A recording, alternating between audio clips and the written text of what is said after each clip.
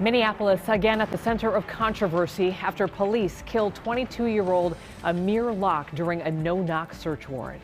And that is our top story on your 10 at 10. Locke's death is drawing outrage and prompting mass demonstrations. Just in the last couple of hours, protesters in a car caravan congregated outside what they believe is the interim police chief's home. It is the third consecutive night of protests calling for transparency and change to policing after Wednesday's deadly shooting.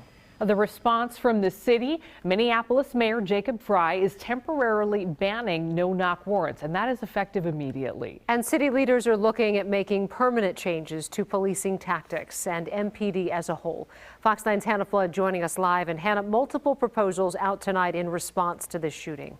Yes, there are. And tonight, at least one city council member says at Thursday's meeting, he plans on bringing up another effort to change the city's charter and create a Department of Public Safety, something Minneapolis voters voted down about 3 months ago now. We're also expecting a lot more conversation about the future of how warrants are executed in Minneapolis. The killing of Amir Locke has sparked days of protests. No justice! No peace! And calls for city and state leaders to end the practice of no-knock warrants, a policy that allows law enforcement to enter people's homes with little to no warning. My heart is hurting. It's hurting.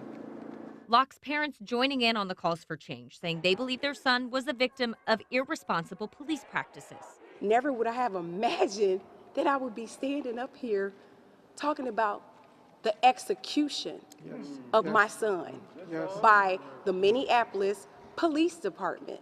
On Friday, Minneapolis Mayor Jacob Frey announced a moratorium on no-knock warrants, saying in the meantime, he'd work with national experts to review the department's policies. This is an extremely risky approach for the officers themselves and U.S. citizens to break into somebody's home with such a high level of aggression. Dr. Pete Kraska, who studies policing at Eastern Kentucky University, is one of the people the mayor is turning to. He helped change Louisville, Kentucky's policy around no-knock warrants after the killing of Breonna Taylor. He and leaders of the group Campaign Zero used this proposal as a model to create new policies. Under their model, members of law enforcement executing search warrants would have to knock and wait at least 30 seconds before entering someone's home. Body cameras would have to be turned on at least 5 minutes before the warrant is executed, and warrants could only be served between the hours of 9 a.m. and 7 p.m. The proposal does leave room for law enforcement to obtain no-knock warrants if they can prove why it's necessary. There are those rare circumstances, and they come across very infrequently, where they might need a no-knock warrant, and they can certainly, almost in any jurisdiction, get some kind of warrant under exigent circumstances. Now, it's still unclear exactly how these national experts could help craft new policy in Minneapolis. Also happening tomorrow, the City Council's Committee on Policing and Government Oversight is hosting a discussion on no-knock warrants with policing experts from the University of St. Thomas, as well as activists and lawyers. Kelsey and Amy. All right. Thank you, Hannah. In the